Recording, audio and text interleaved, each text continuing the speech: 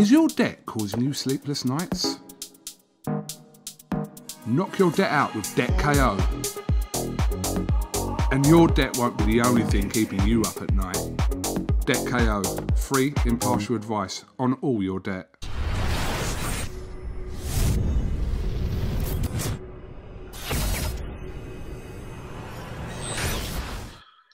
This is KUGAN CASSIUS Rifle TV in association with MTK Global.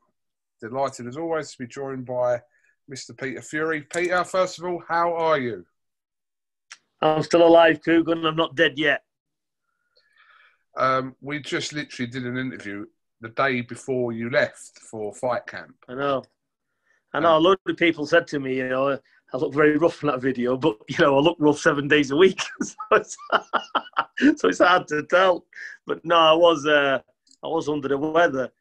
But listen, I wasn't feeling good from the 3rd of October. It was on my daughter's birthday. Didn't feel good. And then that week, I started to feel a bit worse. Nothing to put me on my back or put me in bed or nothing like that. But I did feel a bit fluey and stuff, so yeah. And then that week, I started feeling okay. The Sunday and the week, I was all right, to be honest with you. But, I must have had it still in my system then. Mm. But I didn't have a clue if I had anything. To me, I just thought I had a mild dose of the flu or something, That's what I thought I had. And that's for the coughing.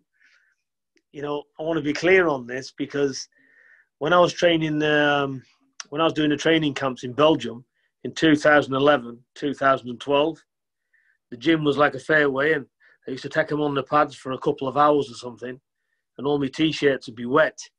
And what I'd done, I developed pleurisy of the lungs because the T-shirts were drying on my chest and it must have got on my lungs. So, since I've had that, I've been coughing ever since. So even when I'm well, I'm coughing, you know what I mean? So I've always been coughing. That's just one of them things. But I feel a lot better anyway. That's the answer to the question. Good to hear. And I know, listen, obviously your health does come first, but yeah. You, the kind of person you are, you'll be more, not more concerned, but you'll be concerned as well about kind of the knock-on effect it has when obviously you're in this situation because it affects Savannah, Huey, etc., etc. Yeah, 100%. Savannah's had another test. I know she come back negative on the fight camp result, but she's had another test since then. She's negative. Huey's had a test. Everybody's negative. So they've all had tests and they've all had negative results back. Mm. And I think Huey's had a couple of times, and so Savannah as well. Even my other sons as well. They've all had tests, and everybody around me who I've come into contact with, Kerry Kays, everybody's had a negative result back. Mm. So I don't know. Well, that's good. That's good. As in regards to Savannah's postponed fight with Hannah Rankin now, what's one of the latest on that? Eddie Hearn was talking about potentially putting that on at the end of the month on the Usyk Chisora card, but how's that sitting at the moment, Pete? I just want to say I've got to be in this quarantine thing. I think it's up this week, towards the weekend. So we'll have a look at that, and I'll have to have another test and see if it's negative.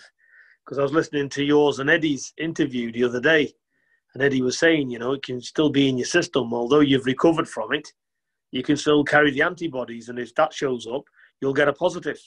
So I don't know what to make of it at all. So I've got to see what happens, and we'll take it from there. But by the time I've done this quarantine thing, and I go and get a result, I'll have to have a look at it. So I don't really know at the moment. It all depends when I get this negative result back. Yeah, obviously he was explaining that in that interview about his situation, and he's comparing it to the football, the Premier League, saying that they don't retest for 90 days, but in boxing, after you've had a test to get back into boxing, you have to have a negative test with the board. So it's a difficult situation, isn't it? Because it could still show up, even though you're not infectious. It could still show up as a positive test. Well, science says that you're not infectious after 7 days. It is, after you test positive. So, like I said, if you're carrying no symptoms and you're fine, but it's still if the antibodies are still there, you know, and if you're non-infectious, how come you can't box, you know, or be around boxing? So it's not correct, is it? If that's the case, if you can't give it anybody, then, you know, and you're over the symptoms yourself. So what's the problem? Yeah. If the antibodies are there, then they're there, aren't they? It doesn't mean to say it's detriment to your health or anything else. You've just got the antibodies in your blood which protect you from it. So, like I said, how can you not be able to carry on? But they're going to have to look at this, the boxing board, because this is going to happen, and it's happening to quite a lot of people in boxing as well. You know, for me, it's out there public. I don't mind, but a lot of people want to keep it under the carpet. You know, there's quite a few testing, as you know. Mm. So basically, you know, the boxing board need to do something about it, and pretty sharp, because, like I said, we all need to get back doing what we're doing. And let's not forget, these fighters need to fight, they need to get paid, and they want the trainers in the corners, which is only natural. So hopefully we can get it sorted out. Absolutely. Pete, I know you were kind of watching the boxing from home on Saturday night, and there was a lot going on. It was like the night for the underdogs, a lot of upset wins. But I suppose the main talking point was Vasquez and Ritson, in which many believe that Vasquez won the fight and Ritson was given it. There was one wide scorecard by Terry O'Connor in that as well, and he's obviously come under a lot of criticism over whether he was on the phone, whether he had his scorecard, no one knows. What did you make of the night in general and those talking points, Pete? Well, it's like anything else. First of all, let's talk about the fighters. Ritson's a quality fighter. He's got world class about him, because when you're on this level, you know, you're on a world level. He's fighting a former world champion. So he was doing well, but what I couldn't understand is he was landing that jab, and, you know, he was finding a home for the jab, but none of the other shots was coming off. You know, so there was that. The non-urgency in the corner baffled me. You know, I just didn't get that at all. You know, quite clearly, he was getting the punch volumes. And look, it's all right saying you're catching them on the gloves, but no, that wasn't correct. Shots was getting through there. You know, and there was quite some good meaty shots getting through as well. You know, so like I said, it's just one of them, whether it be ring rust or whatever it is. But, you know, that guy, you know, 12 rounds, no matter who he is, he did deserve the win, in my opinion. You know, it was clear. You know, let's put it this way. Whether you don't like going round in a circle, you know, this is boxing. What are you asking for? For somebody to stand still while you're with them? You know, this is boxing. This is the game. You know, so what? Say if Terry O'Connor don't like the style, he likes come forward fighters. Then if he likes that particular fighter, why is he a judge? Do you see what I'm trying to say to you? He shouldn't be a judge, should he?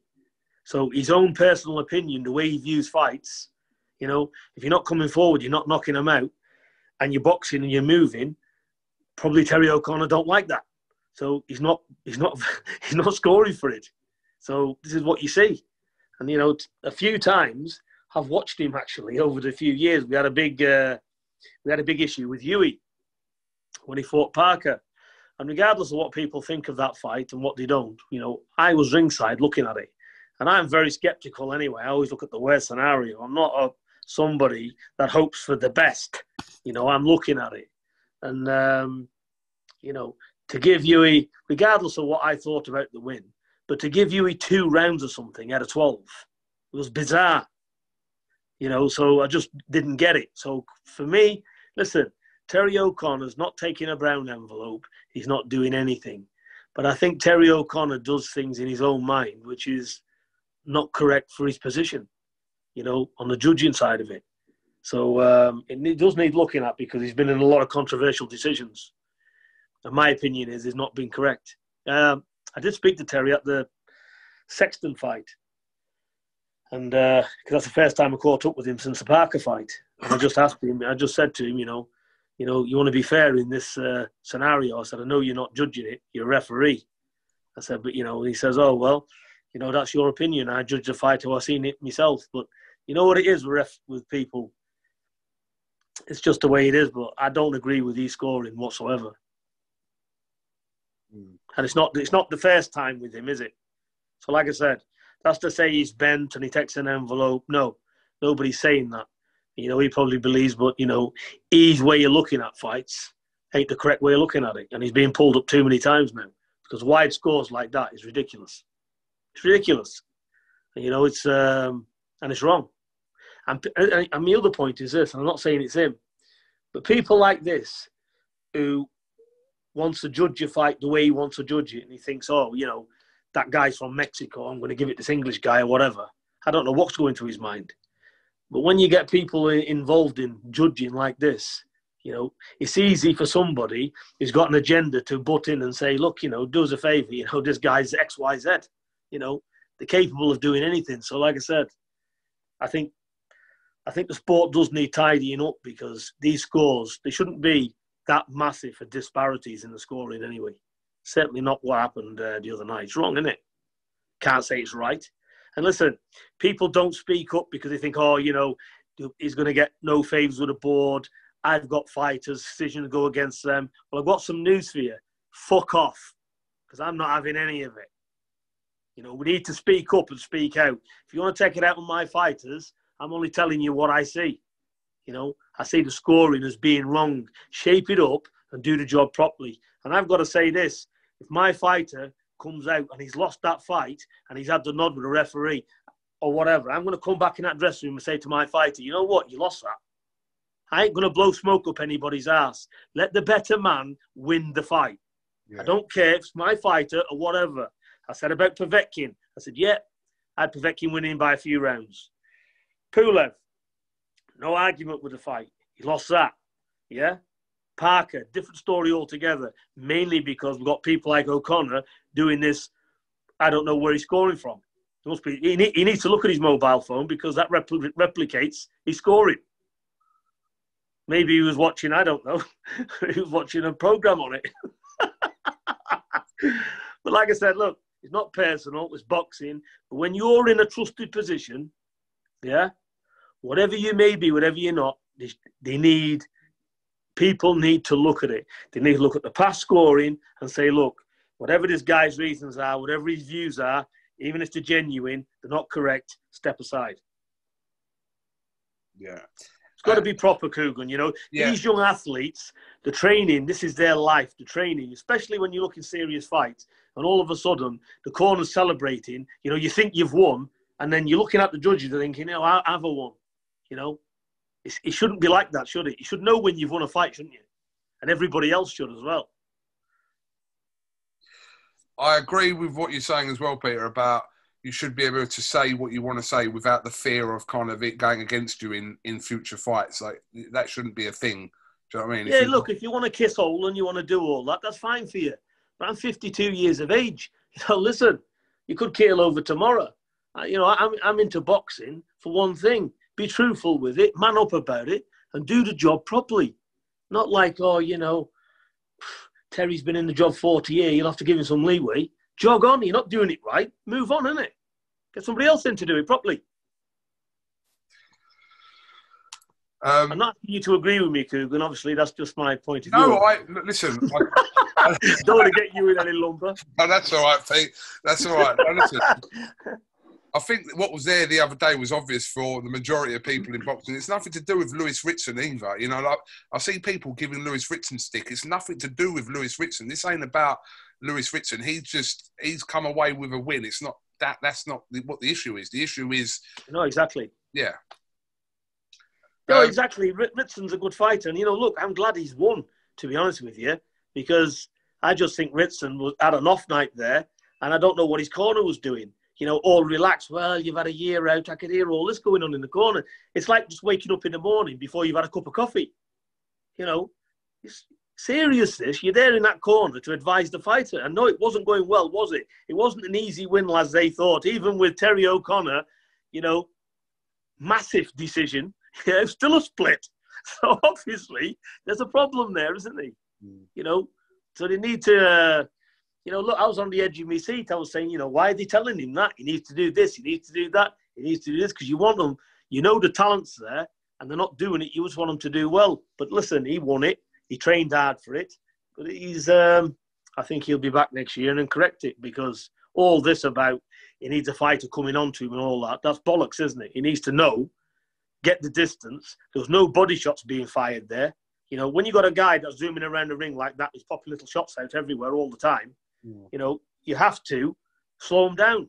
And if the head's not available, you've got to step on top and start working the body, then coming upstairs. He wasn't throwing punches in bunches. What he needed to do was somebody like that. You know, he was throwing jabs. And there was even saying in the corner about, oh, you know, keep the pressure on. There was no pressure there because his feet was too slow. That guy was moving around all night like that. You know, he wasn't going to go anywhere because he wasn't being pressured. He wasn't being pressured enough to blow a gasket. And the way to do that was to get on him, let them body shots go, arms, elbows, and everything else to slow him up. And then his shots will come off. That's my opinion of it anyway.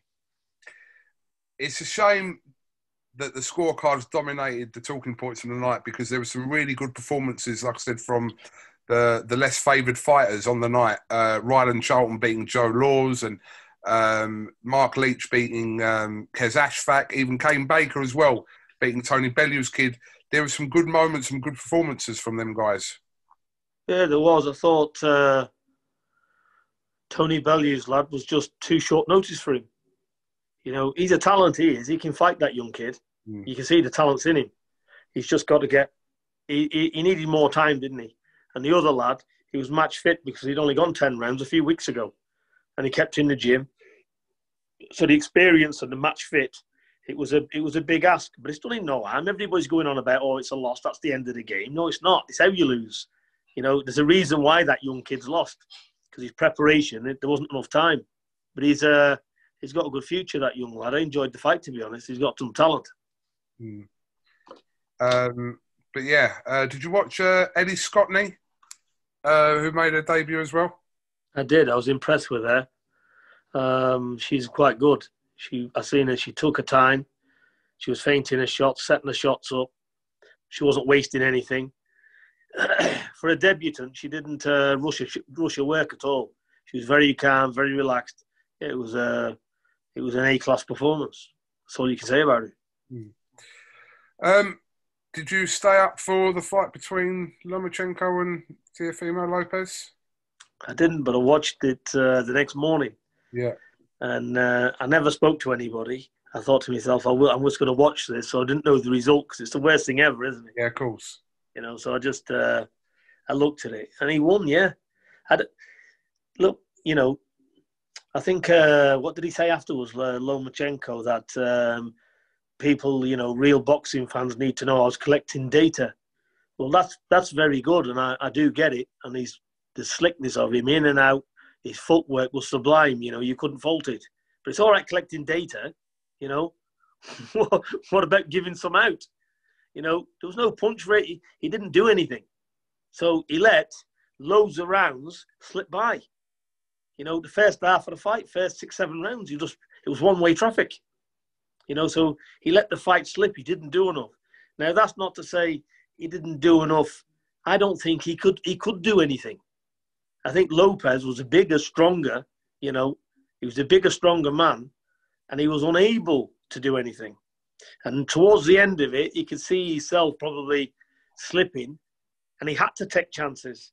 But he decided to do that too late. And it cost him, because you can't give away 7 or 8 rounds in a world title fight and think you're going to outpoint the guy. That's not going to happen. So it was the right decision, and the best fighter won. There was one ridiculously wide scorecard on that fight as well. I think it was it 120, 109 or something similar to that? To who? To Lopez, yeah. One of the cards was massively wide on that, wasn't there? I didn't give it by that. I think me looking on it, I don't really, although I comment about scores and everything, I don't really understand how scoring works. I just look at the fight and score it as I see it.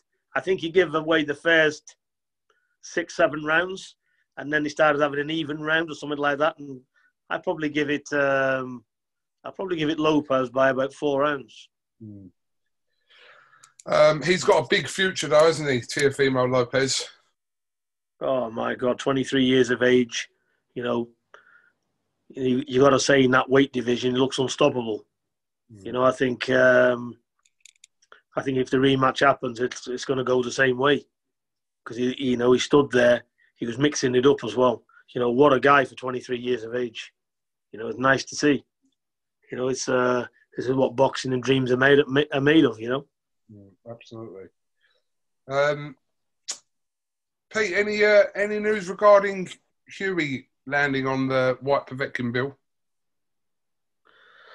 Well, I've been speaking to all the team. Spoke again today, and we're just sorting it out, looking for a decent opponent, because I don't know. We'll have to have a look and see. There's been a few names put forward. They're not ideal, but like I said, it just depends. But we're gonna reconvene, and we'll get somebody for Hughie anyway. You know, we're not looking for any pushovers or non-entities, but also, you know, if you're gonna fight somebody with up and coming, you know, dangerous fighters, what nobody's heard of, then you might as well fight somebody just as good with a reputation or something to get out of it. So it's one of them.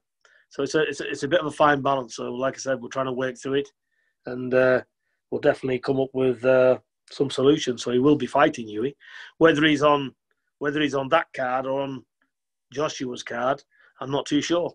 So we'll have to just wait and see. The main thing is getting the right opponent and getting the knuckle down so Hughie can get stuck in. But for you, obviously, you've got your own situation to sort out, hopefully this week, and everything comes back all right, because that obviously has a knock-on effect for Hughie and Savannah there. Well, it does and it doesn't, because, listen, you know, I do very good training camps, and if I keep getting a positive over the next week or so, then they'll have to fight in the corners without me, won't they? You know, because, you know, I want them to fight, and I'll just get somebody and, you know, give them all the things what to do. It's double the work, don't get me wrong, because it's not you in there. And fights, you know, you do need good advice in that corner, that's without a doubt. But like I said, I'm very confident in both Hughie and Savannah. You know, let's not forget, Hughie more so. He's had 27 pro fights. He's been in with everybody. So what we work on in the gym, Hughie's a different kettle of fish today. So whether I'm there or not, Hughie will be fighting. And the same with Savannah. You know, I know Savannah, she doesn't want to fight at all if I'm not in the corner. And I understand that. But I've got high confidence in her. And I've got high confidence in her with this bout as well. So, like I said, worst comes push to the shove, they're going to be fighting whether I'm there or not. So there's no getting out of fights and saying, oh, you know, let's just put it off, you know, I'm COVID positive. How can you do that? You know, you're a trainer at the end of the day. You know, they're the fighters, the negative. So they're going to be fighting KUGAN. Rest assured on it. Absolutely. Okay, I think we've got a blank week in boxing this week. I don't think there's too much going on here in the UK. So I was very impressed with him, Leach. Mark Leach. Yeah. It was a great performance, and he fought a top kid as well in Ashfaq, isn't it? Kez Ashfaq, yeah. Yeah. And to do what he done there, you know, Ashfaq, to be fair to him, was doing nothing wrong. It was a good performance from him. But, you know, that upper body movement, that slipping and sliding and being in the pocket was exceptional to see. You know, that was proper world level stuff. He's going places, that kid. Good fighter. So I was very impressed with that fight. And Ryland Charlton beating Joe Laws. That was a good performance from Ryland Charlton. Yeah, I seen it, and you could see with his body shape that he was a puncher. And I just thought, usually with people like that, they come in, they're stiff, they're very methodical, and you can see everything they're doing. But when you looked at him, he come out in that first round, and he straight away Charlton, he got behind that jab, you know, and you could see he had a good idea. He had a good, not only as the power, he had good boxing skill as well. Yeah. And Laws he was just going around that ring like he had like a turbo rocket up his ass. You know, he's flying everywhere. You know, so like I said, you know, Charlton's good. He's a good prospect coming through. I think that was his arrival. So I think you can see big things coming from him in the future. He's going to get better and better, that kid. And the good thing is, at that weight, he can punch. You know, you can see the damage he was doing. And that's for Laws. You've got to give him credit because he come and had a fight, and that's exactly what he did. Yes. But, you know, you can't really stand toe-to-toe with somebody that's got twice your power. That's what boxing's about. You got to drop the macho stuff. And that's what the problem with him. Because the two had unbeaten records, he just thought, right, I need to win this. I need to show you who's boss or whatever.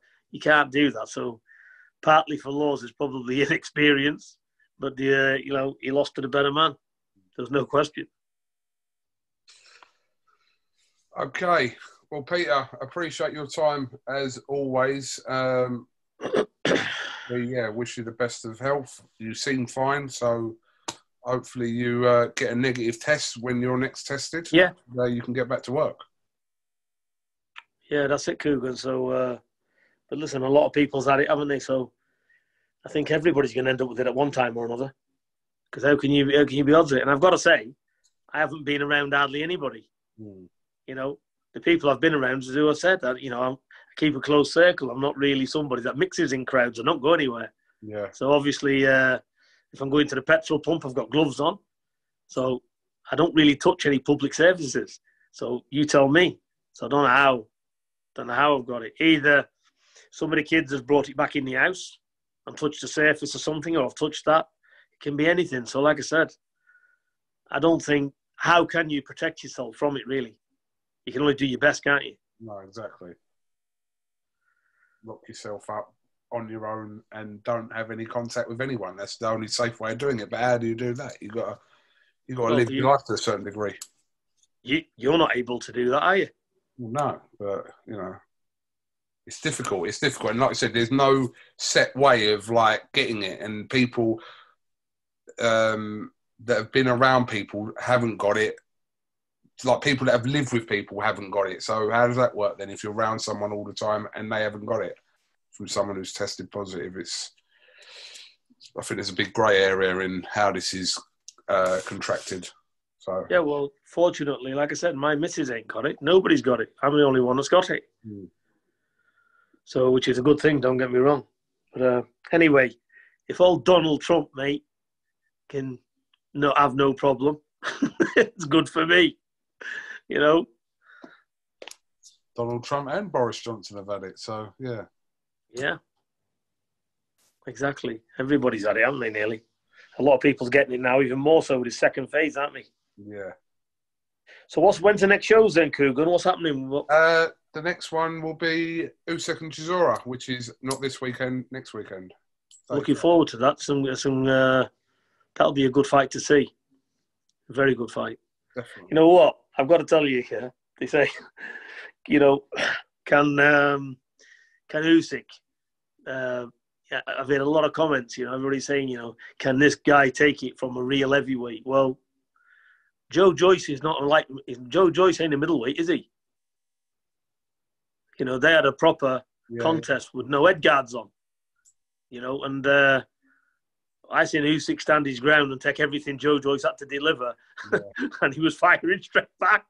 So, like I said, you know, you can't get any bigger unit than Joe Joyce. Yeah. And Joe Joyce has got a lot of punching power as well. He can hit, you know. And Usyk took everything he had to deliver, and there was no problem there. So I'm not just saying that this guy, can he take shots from a heavyweight when he's already been in with an heavyweight? And not a shit heavyweight either. So like I said, it's on YouTube. Take a look at it yourself, and you can see if he can take a shot or not. Yeah.